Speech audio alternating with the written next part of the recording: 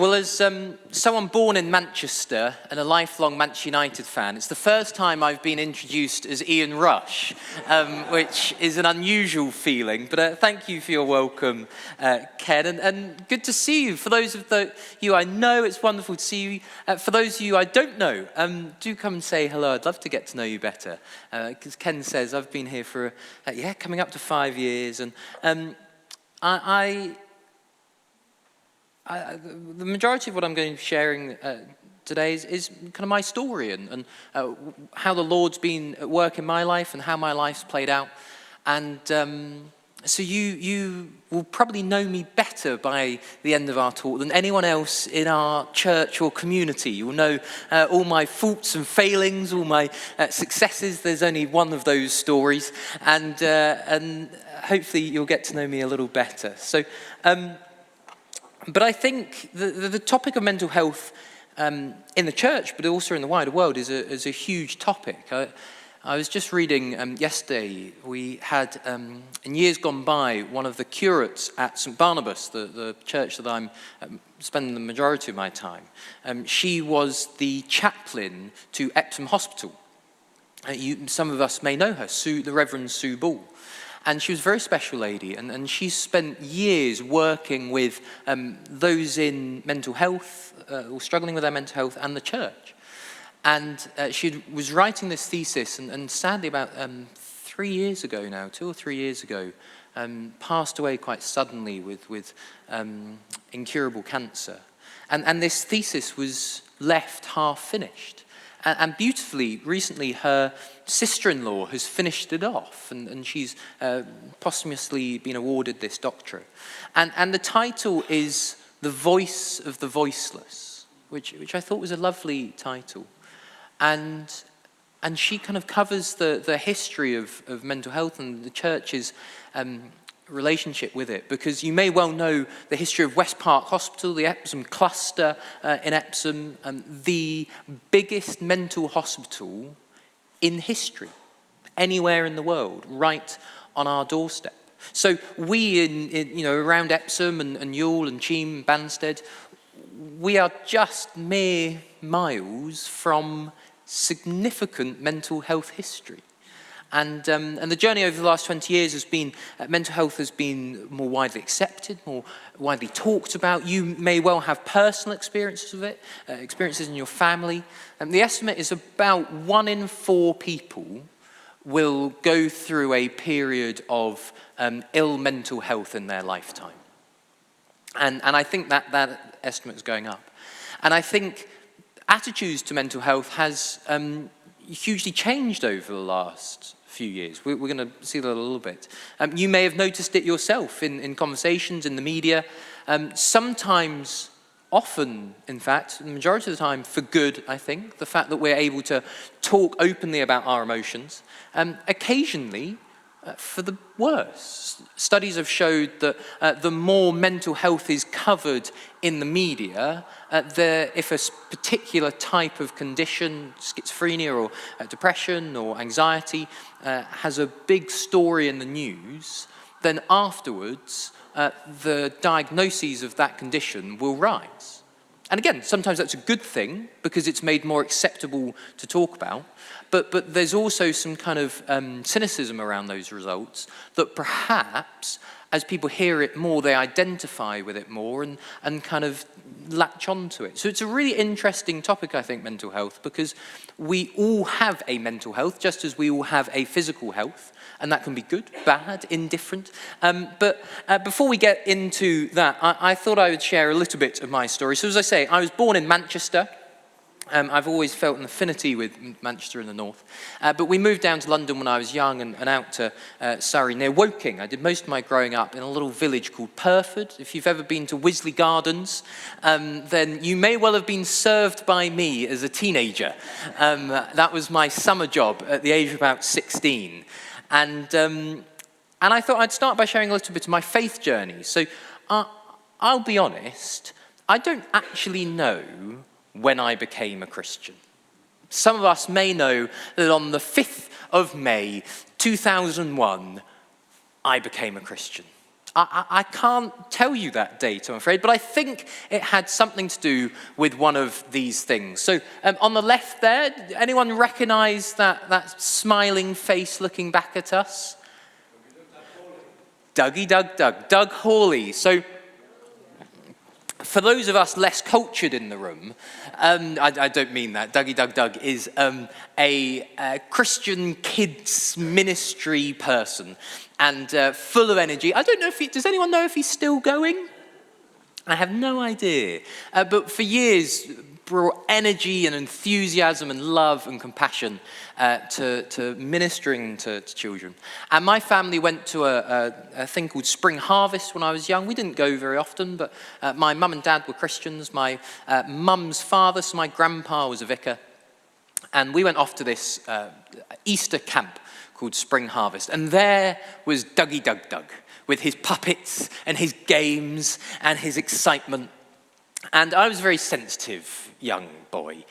So when the leaders or someone would get gunged, I would run away, and I might even cry, because I thought, how awful, someone's getting gunged. I don't like the sound. And everyone else go, woo! And I thought it was horrible.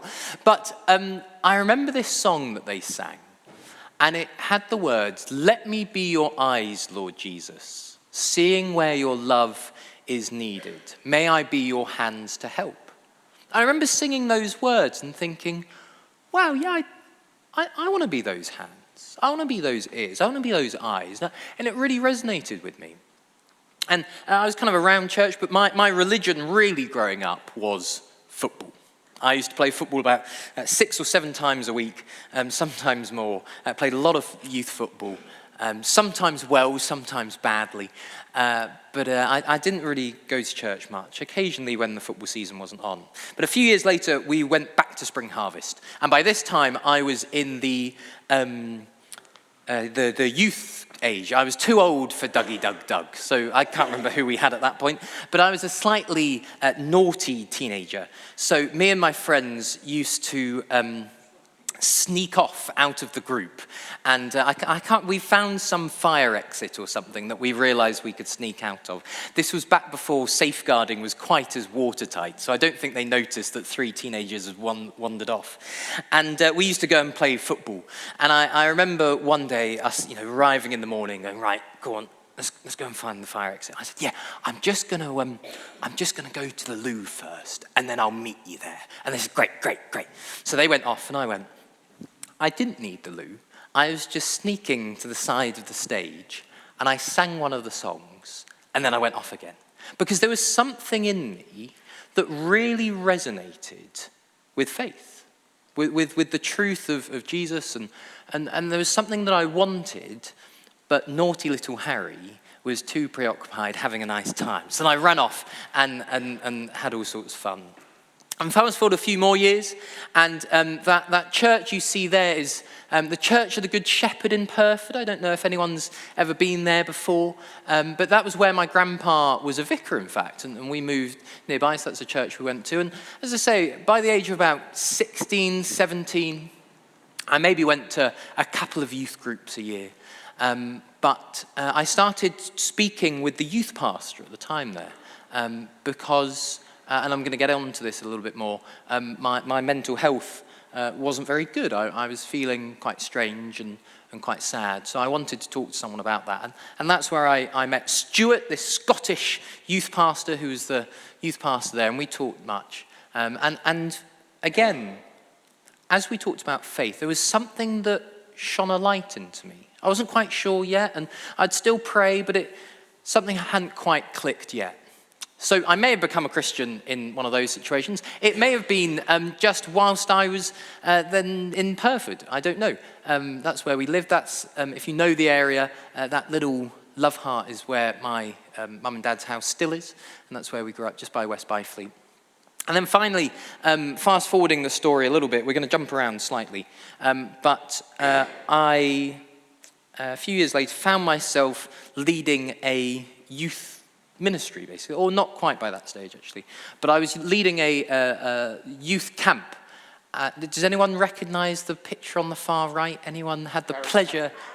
Carity Wood. If you've had the pleasure of being at Carity Wood, then please let me pray for you afterwards, because it is quite the ordeal.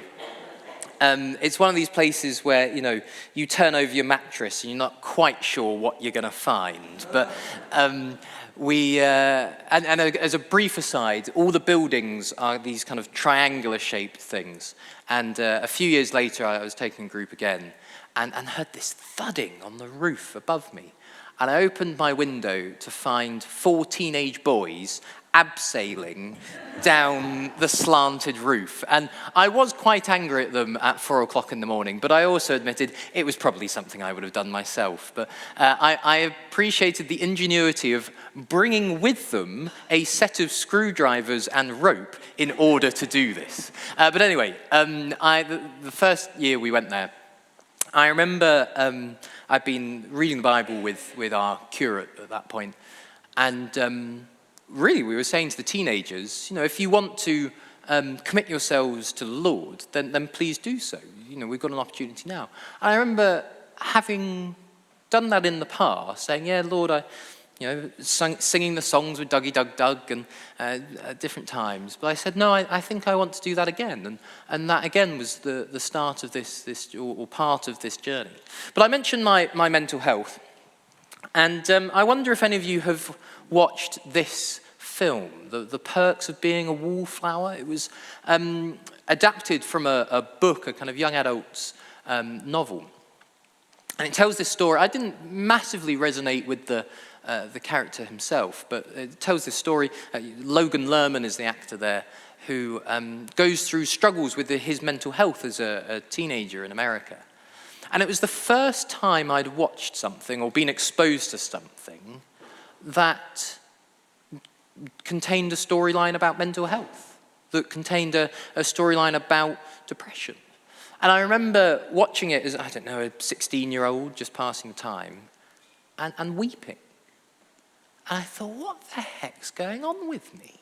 And the word depression, this was, 12 years ago, so a little while ago, but not that long ago, maybe a little bit, 13, 15 years ago. It was around, but no one had talked to us about mental health at school.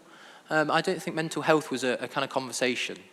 And I thought something's not quite right. So as I say, I went to this youth pastor, Stuart, and I said, look, could we chat? I was doing my A-levels at Godalming College. And he said, yeah, when you get the train back from college, let's meet in a coffee shop and have a chat. So I said, okay, that sounds good. So we had this chat, and he said, Harry, thank you for sharing with me today. I think maybe we should do this again. I thought, I must be quite interesting. Stuart wants to meet me again. Well, if he wants to meet, then that sounds good. So we met again next week, and he listened and asked questions. And then eventually he said, Harry, I think you might have depression. And that's the first time someone had said that to me. That was the first time I was really coming across that word. But as I explored it, I kind of thought, yeah, I think that's right. From about the earliest memory I have of thinking, you know what, life seems like quite a drag. Wouldn't it just be easier to stop? In other words, feeling suicidal. My first memory of that, I was about 9 or 10. And I remember we were talking as friends at lunch and saying what we wanted to be when we were older. And I said, well, I don't want to be older. I just want it to stop. And looking back, that's a remarkable thing for a 10-year-old, 9-year-old. I had no idea at the time. And it had basically come, I think, as a result of my sister had, and this is being recorded, so I'll go into some detail, but my sister has autism and has struggled with that.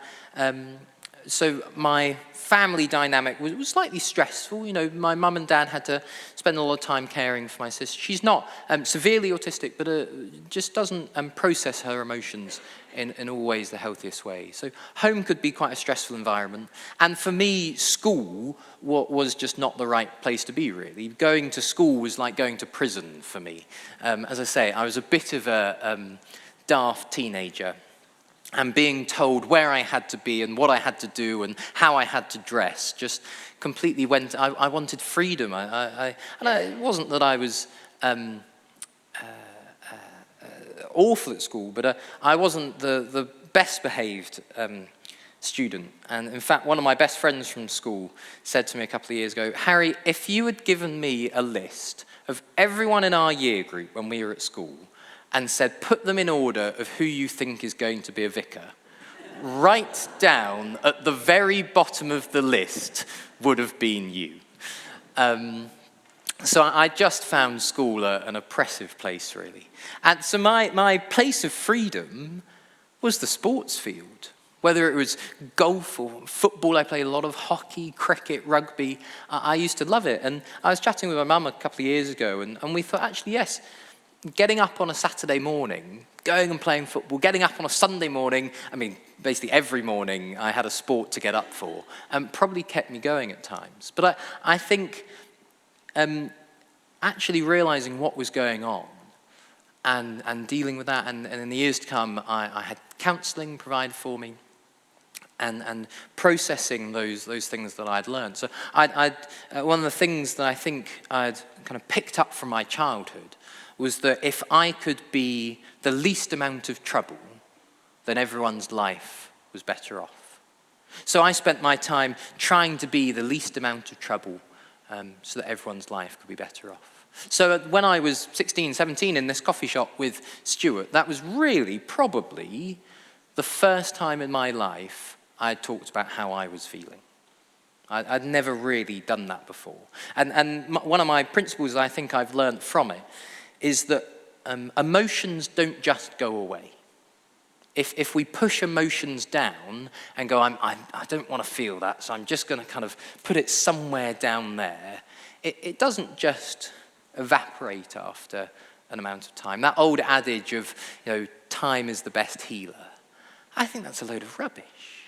I think it just sits there. And for me, it started rotting and went bad and then caused me to really feel depressed, essentially. And praise God, I'm still here today.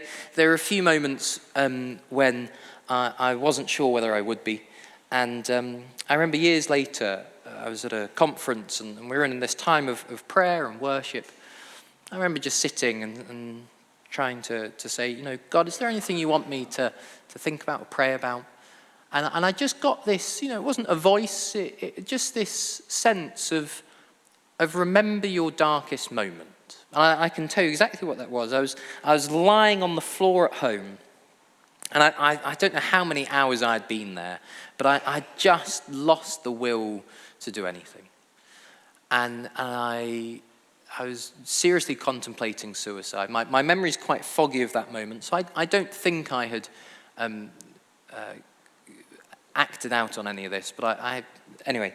And I remember seeing that memory again, and I said to kind of God as I prayed, Lord, I don't want to think about that. That's not a nice memory for me. And I just felt this nudge to go, no, just bring that to mind. But this time, think about it through my eyes. So I thought about that moment through his eyes, and I saw myself there lying on the floor. But this time, and it was an incredibly moving moment for me, there was just Jesus knelt by my side.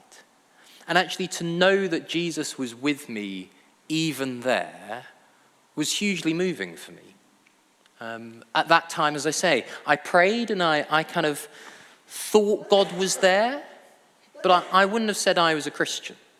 I didn't have this kind of personal life with him. And to know even before that had kicked in, he was there with me, knelt with me in my darkest moment. I felt incredibly moving. So if you or those you know have these bleak, dark times, I often describe depression as like looking through a dark tunnel. And at times you can see a glimpse of light at the end of the tunnel, and sometimes you can't. And they, for me, were the darkest times when I couldn't see the hope at the end of the tunnel. And that was one of those moments. And when you or your friends and family are in those moments, I'd love to encourage you that our Lord is there by our side, even if we don't know it for years to come. So that's the kind of a bit of my story of mental health, and it's been something that has afforded me amazing opportunities, real privileges over the years. I may speak about a couple of them. But when I share things like this, people then say, oh, well, maybe I could talk to him about how I'm feeling. And over the years, I've had the privilege of walking alongside people going through really difficult times, and able to say, I don't know what you're going through, because we all go through our own things. But I can say, I get it. This is where I've been. There is hope. I'm a living testimony of that. So that's a bit of the mental health part. We'll come back to that. A part of this is also about my sense of calling and how we process that, and the state of the church. So when I was leaving school, it may not surprise you to hear that when I was given the option, would you like to leave school, or would you like to go to a different kind of school called university? Can you guess which one appealed to me? And I had no idea what I wanted to do. I looked into an apprenticeship building boats, because I like boats. I thought that might be fun. And that would have seen me move down to Portsmouth. I thought, yeah, that could be fun, but do I really want to build boats for the rest of my life? I don't know. So I thought, no, I want something a bit more active. So I thought, well, I know, I'll join the Navy. That sounds like a fun thing. And I was filling in the application form for the Navy. And there's a box you have to tick to say that you can swim at least 100 meters in open water or something. And my whole life, I have sunk. So lots of people say, Harry, that's not right. Humans don't sink. But then they see me in a swimming pool and they go, oh, you sink. I remember as a child having swimming lessons, and you may have seen this with the little ones. You were asked to kind of curl up into a ball. Did any of you have to do that when you were having swimming lessons, or seen grandkids, kids do that? And you all bob on the top of the water. And I thought, right, okay, I'm going to learn to swim. Curl up into a ball and close my eyes. And after a few moments, I felt my knees hit the bottom of the pool. And I thought, great, I'm doing well at this. And of course I wasn't, so my swimming teacher picked me up out of the pool. So I felt this grab on the back of my swimming shorts, pulling me out of the water, saying, no, you've got to really fill up your lungs. So 6-year-old Harry I was always been quite determined. I went, okay, right, I'm going to do this. You can guess what happened next. Knees hit the floor. Teacher pulls me out of the water. You're not supposed to do that, really. I just try your best. And ever since then, whenever I try and swim, I sink. So I was applying to the Navy thinking, you know what? Is it the best idea applying to the Navy if I sink? Coincidentally, I don't know if this has any relevance, but I also get incredibly motion sick. So seasick and not being able to swim, I don't know if the Navy would have been the best place for me. So I went round and round in circles, not really knowing what to do. And, all my friends were going off to university and doing these various things. And it got to kind of August time, and I still didn't really have a plan. And then the church and Stuart said, well, Harry, would you like to come and do something here? You could come and be a kind of youth ministry apprentice, and we could give you a year of training. I said, yeah. I think I want to work with people. That sounds quite interesting. I'll give it a go. I remember about my first week, waking up and going, oh, I'm doing youth work, but I'm working for a church. How did that happen? I didn't really realise that's quite what I'd done. And as I say, in that time, I'd started reading the Bible with our curate, and actually the reality of what faith was all about seemed to be awoken in me. And the struggles that I'd had with mental health, I think coming away from school, spending more time outside of my family bubble, just lifted that sense of oppression, I suppose. And my depression just within the space of a few months started to completely change.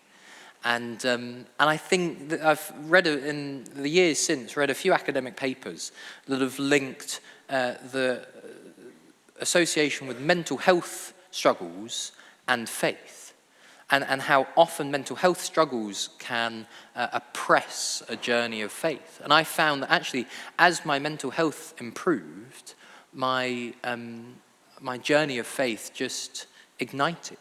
And the desire that had been there as a 6-year-old singing to Dougie Doug Doug, the lightening of my heart that was there as a naughty teenager running out the fire exit was still there and was ignited. So I spent the next year as an apprentice youth minister, but 6 months into this, the full-time youth pastor said, well, actually, my fiance's just moved to Australia, and well, I thought I'd move out there too. It's like, great, well, that's fine, Stuart will leave, that'd be sad, and I'll get a new boss and all will be well. I'll just work with someone else the next 6 months.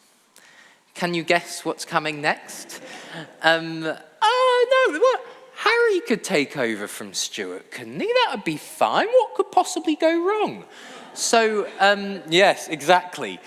So at the age of 18, I found myself leading a youth ministry with no experience or knowledge or idea, but loved it. And the Lord was so kind. People were coming to faith, and at the end of that year, I thought, okay, I think I want to do something else now, but actually felt this nudge to stay, and ended up going to Bible college to do a degree in theology.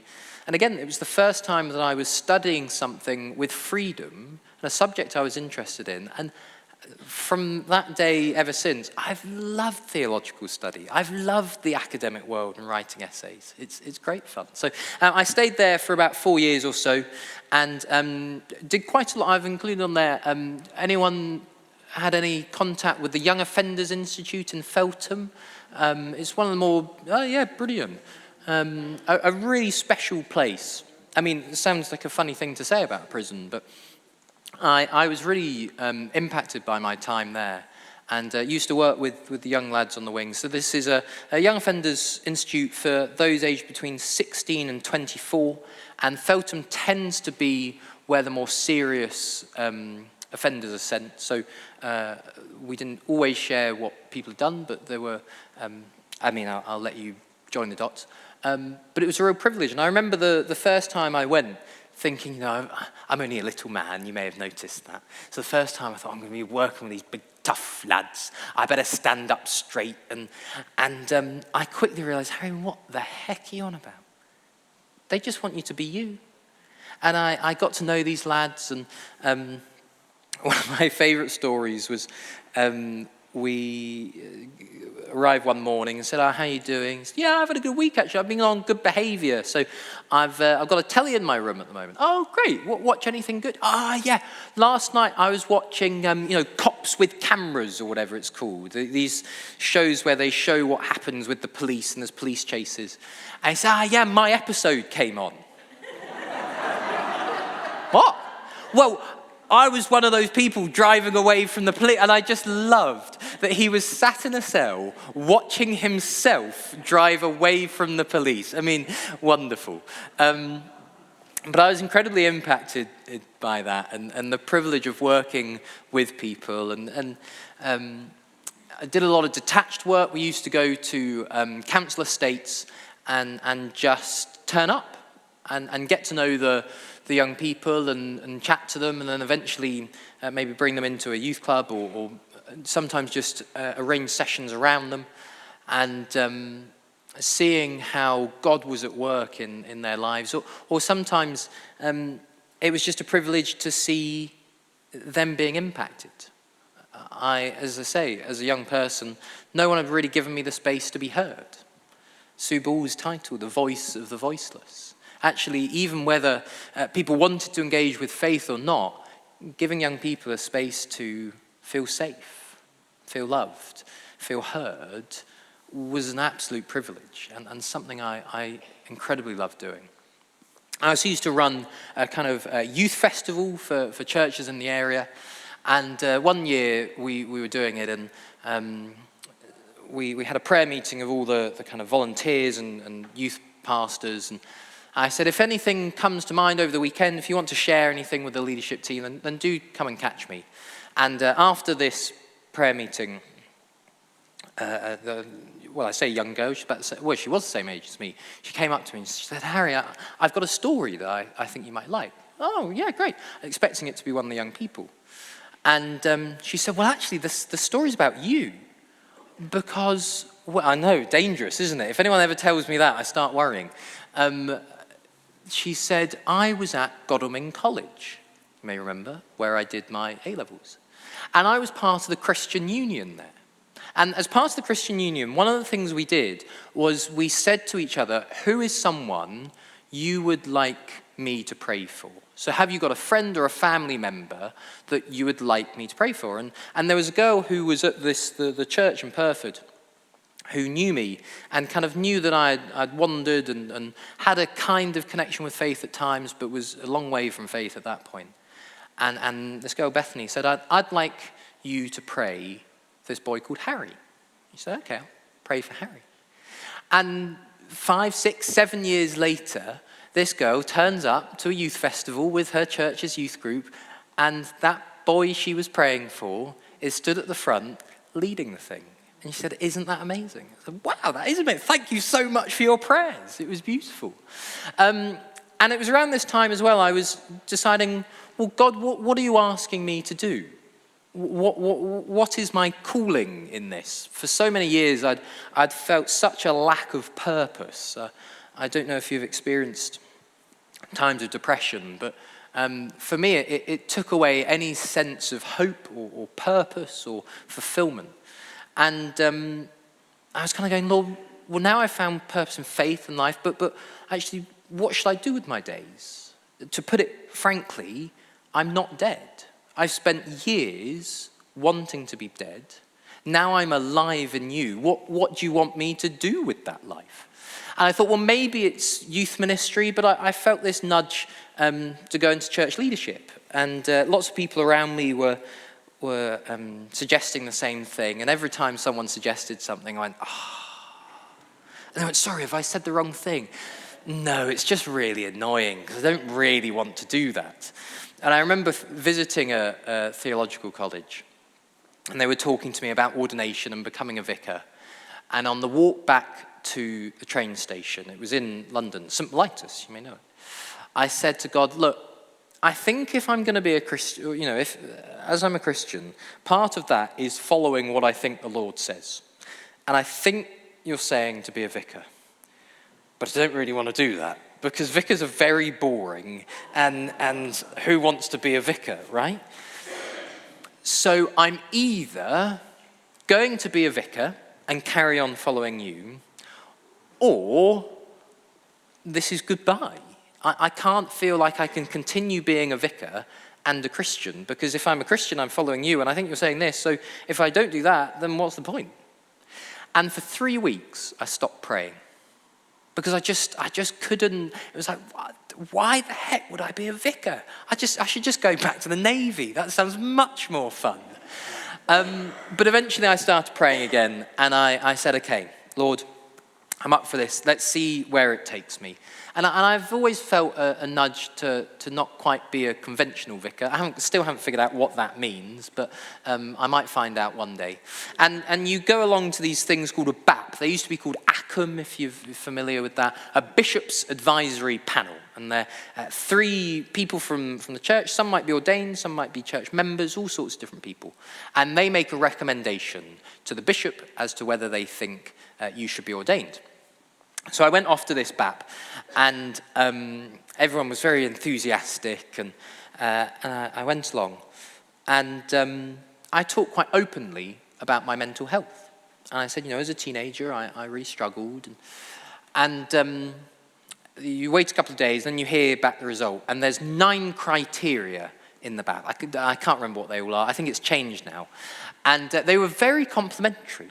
They said, we think, they give you your strengths and weaknesses, usually, 2 or 3 strengths and 2 or 3 weaknesses.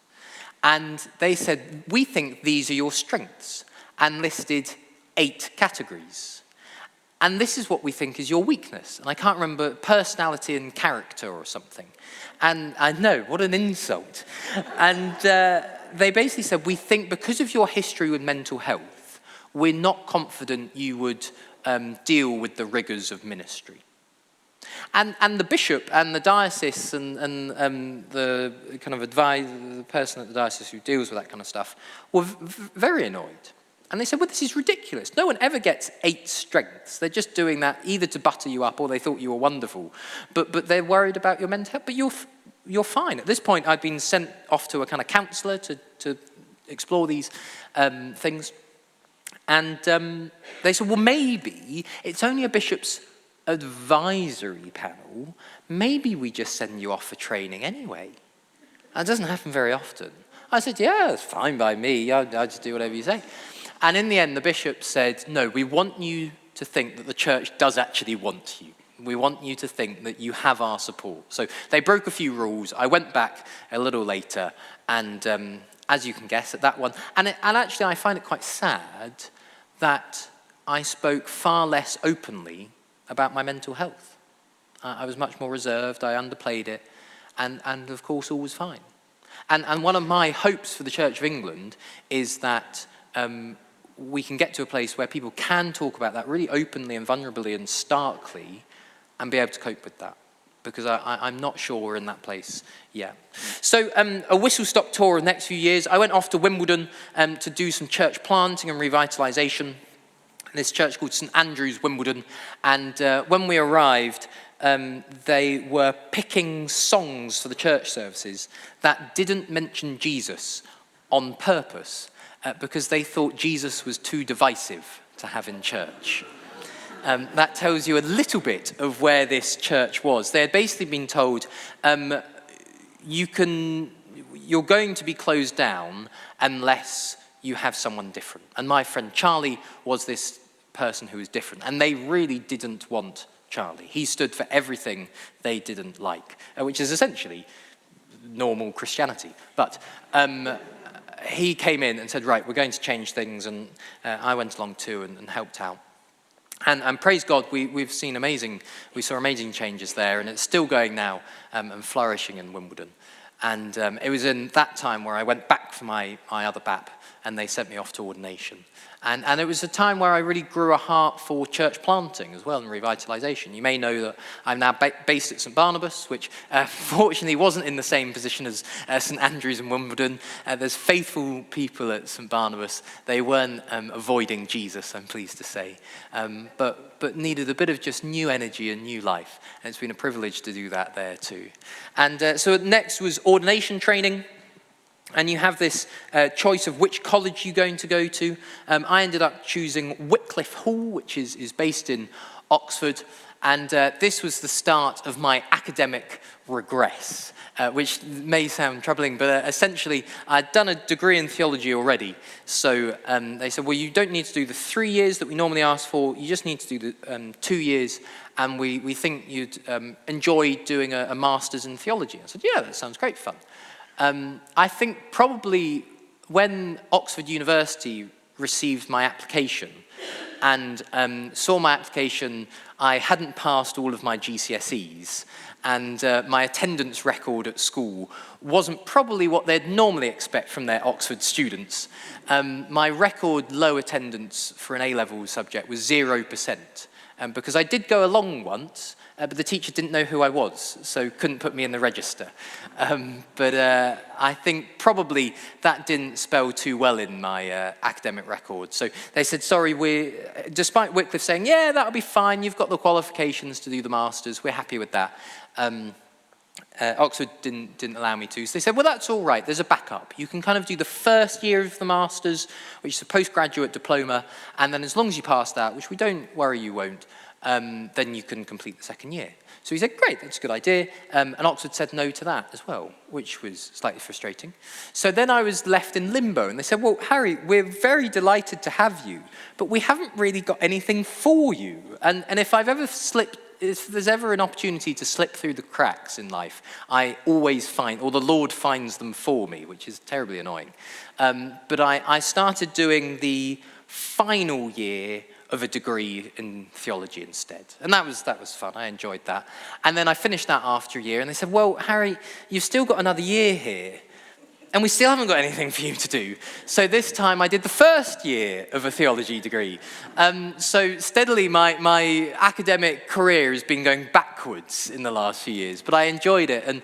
And that afforded me opportunities to play in the football team at Oxford, and there were a few other Christians as part of that, so we were able to be a bit of a witness there. And I met a certain someone, some of you may have met my wife, Fiona Fee, and we met in Oxford and were married 2 years later and have been married for the last few years. And that leaves us at the present day. And I just thought we'd spend the last couple of minutes looking at something you may have come across, which is the quiet revival. Which is this kind of big thing in the UK church at the moment of something that came out of a study. And it estimates that there's been a 4% rise in church attendance since 2018, which is about 2.8 million people, which is amazing. Although I think what we also need to bear in mind is the reality. Because if this were to be true, church attendance would have essentially doubled over the last few years. And the on-the-ground experience of churches is, well, yes, we've seen some growth, but I don't think we've found 2.8 million people hiding in our cupboards. So we take it with a slight pinch of salt. And I over the summer was seeing one of my kind of friends and mentors. He leads a big student church in Oxford, and we've continued to remain friends and connect. And I said, Vaughan, what do you think of the quiet revival? You know, you must be seeing students come to faith. And he said, well, I think it's great news. I think it's wonderful. I don't think it's very quiet. It seems to be on the front page of the Telegraph and BBC News, and everyone's talking about it, and it's quite an open thing in Generation Z. Which I find quite fun because I'm just on the cusp of Generation Z and millennials, so I kind of feel a foot in both camps depending on which day and mood I'm in. So he said, I don't think it's very quiet, and I don't think it's a revival. I think it's perhaps a kind of awakening to faith, but a revival is this kind of sustained, transformative people coming to faith, and I don't think we're really seeing it. So I don't think it's quiet, and I don't think it's a revival, but I think it's jolly wonderful. And I thought that was a really good perspective to have. And a few other people, you may have come across Justin Brierley. His son used to come to my youth group, and I heard him doing a talk over the summer. And he was kind of saying a similar thing. It's not very quiet. It's probably not a revival, but it's great news. But I do wonder if it shows this paradigm shift, this change in the landscape. Because you may have come across the Enlightenment. Now, I'm just going to do a very brief theological, philosophical aside, and then we'll have some questions. Because, people come and share their areas of knowledge, and I suppose that's my story is part of it, but this is part of it as well. Within my academic regress, this is what I learned in my first or last or final something year of theological study. And you may have come across the Enlightenment. Thinkers like Voltaire, Hume, Kant, Descartes, that phrase, I think, therefore I am. What makes us human is our capacity to think. And we can figure things out.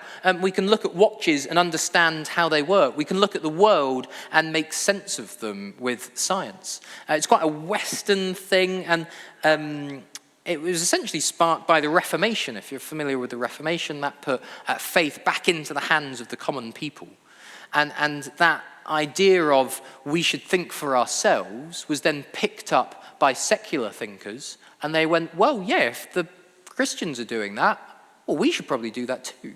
And this encouragement to think for ourselves. And there was lots of scientific breakthroughs, things like Galileo's telescope, Newton discovering gravity. I don't know what people did before gravity, to be honest, how people managed. Hooke's microscope, looking at the world through minute detail.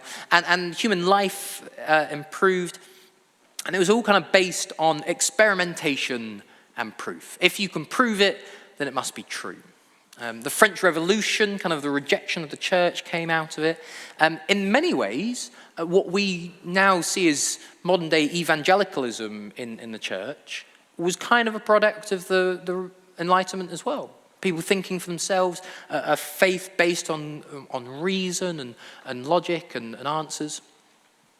But I think perhaps what we're seeing in the Quiet Revival is, and what we're seeing in young people, is a bit of a rejection of this.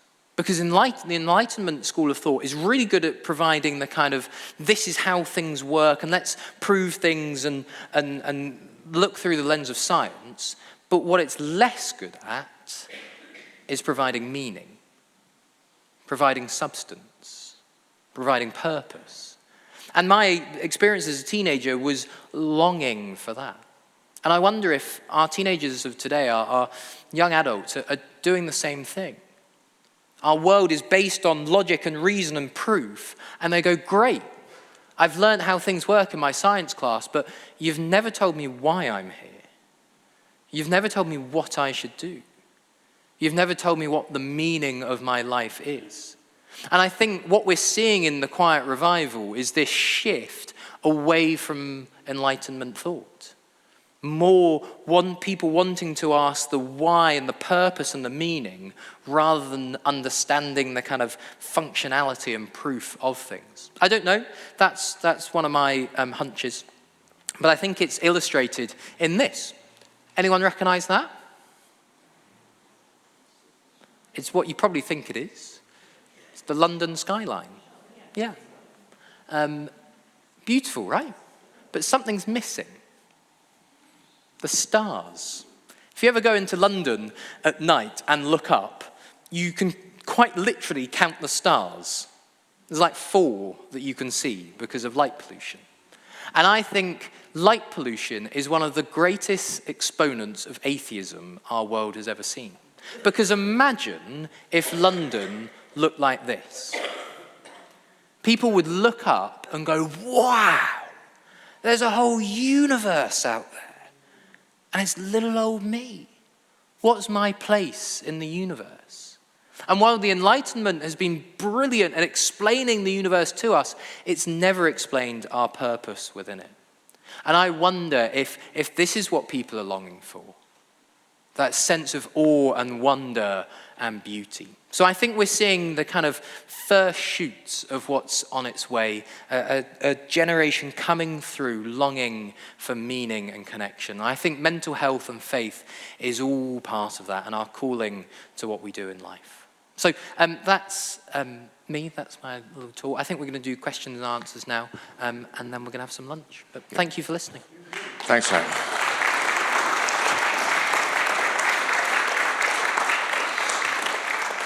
Harry, thank you so much for that. I got so many things I connect with, actually. I was ordained with Sue Bull. Oh, wow. All right.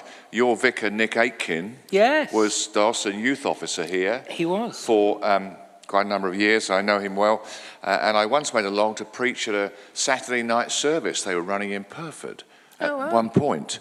Brilliant. You know, where 6 o'clock on a Saturday night, mainly dads and lads, because Sunday morning was horse riding and football and everything else.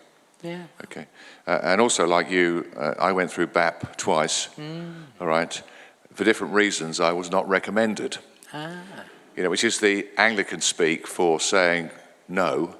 All right. I was commended for my energy, vision, and drive, but they were not qualities the Church of England was looking for at that particular moment. Nothing's changed, Ken, sadly. Anyway, the same thing happened. One question to you, and then I'll ask people to invite for your questions. Is the church any better now at dealing with the kind of issues that you as a teenager felt? I think so. I think our culture is better. I'm not convinced that's because we do much differently as a church. I just think our culture is more equipped for the conversations around mental health. So, yes. But I still wonder if there are things we should think through as Christians of how should we do this particularly. I still hear a lot of people who say, I've been through periods of mental health in my life, and the church has made me feel like my faith wasn't adequate. And I was struggling with my mental health because I wasn't enjoying Jesus enough, or I wasn't strong enough in my faith, or my prayers weren't right to heal me. And I think we really need to readjust those lenses. And mental health is the same as physical health. You know, we don't see someone who's got a broken, well, I know it's very different, but there are similarities. We don't see someone with a broken leg and go, oh, well, their faith must be pretty rubbish. No, we go, wow, that's awful. What happened? And I think having that lens for mental health, I think, would be a really healthy thing more and more. Thank you. Questions? Any comments, questions at all from anyone? Marguerite.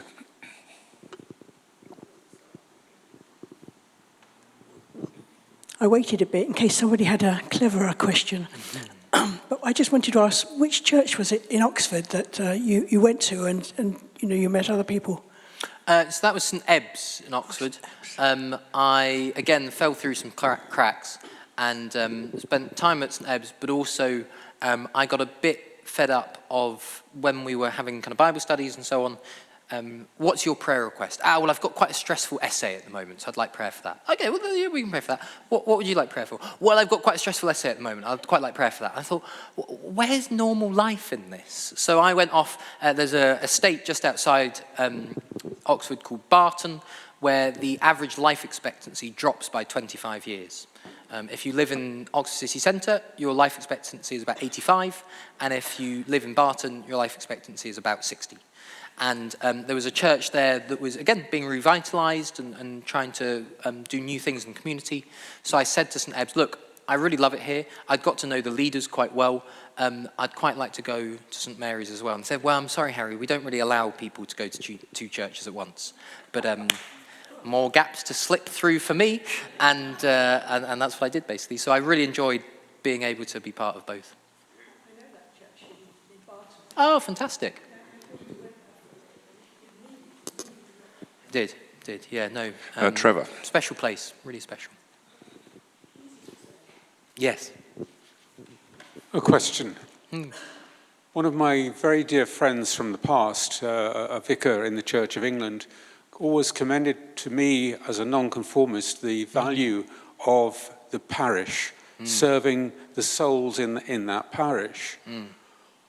But what I perceive, there are exceptions, and St Paul's is clearly an exception, is that because of the emphasis on the priesthood, the church seems to be asking somebody to run round 5, 6, I even heard recently 9 parishes running around in order to correctly serve communion. Yeah. You're young, you're looking at the Church of England with new eyes. Is that really a way to revive the gospel, asking one person to serve 6, 7, 9 parishes? Surely there's got to be a greater encouragement on the priesthood of all believers. Yeah. This is my question. Yeah. Where do we go to really bring back the joy of faith? I think that's a wonderful question. I think you're absolutely right, and I hope that the Church of England, one day, the retirement age might be 90 by the time I get there, but the Church of England I one day step back from will look very different to the Church of England I stepped into. That is my hope. I don't know what that will be. I think you're right in that we need to be better at engaging communities, and one of my little crackpot theories is that we should be doing a much better thing of using the diaconate within the Church of England. So if you're not familiar, when you're ordained, you may have had friends who have been ordained and they have 2 ordinations, one the first year and then another one. And the first year you get ordained, you're ordained a deacon, and then the second year you're ordained a priest. And once you're a priest, you can do kind of baptisms and weddings and stuff. And I think actually we should be saying that there is a space for people to lead churches and be involved in ministry, but not a vicar. not a priest. I wonder if there's a whole swathe of, and actually having a different entry, it's not that you have to do the same training, that we get, and I hate the word lay because there's nothing different between ordained and not ordained, but I wonder if there's a way of setting people apart for ministry that includes a wider breadth of people. That's one of my feelings. But yeah, I think you're absolutely right. It's very patchy, actually. There are some dioceses that are way ahead on this, including Sheffield, where this is what's happening. It's setting up local leadership and investing in that. Very quick, Simon, you want to say something, didn't you? As a deacon. As someone between, Harry, you're young, but extraordinarily mature with it, if I might say, without being condescending. No. You've been talking about quiet revival and younger people, whatever. The room is full of people who are not quite so young. What is our role in the church as it's been revitalised? It's a great question. I was at a prayer meeting recently where people were talking about the quiet revival, and someone stood up and said, look, I've got some stories to share about the quiet revival, but they are amongst our senior and retired members, not amongst our young members. And I think actually the media's spin on the quiet revival isn't that helpful. Clearly there is something going on in young people and young adults, which is really exciting, but my experience is the same is happening in the older generations. You know, at St Barnabas we have two services.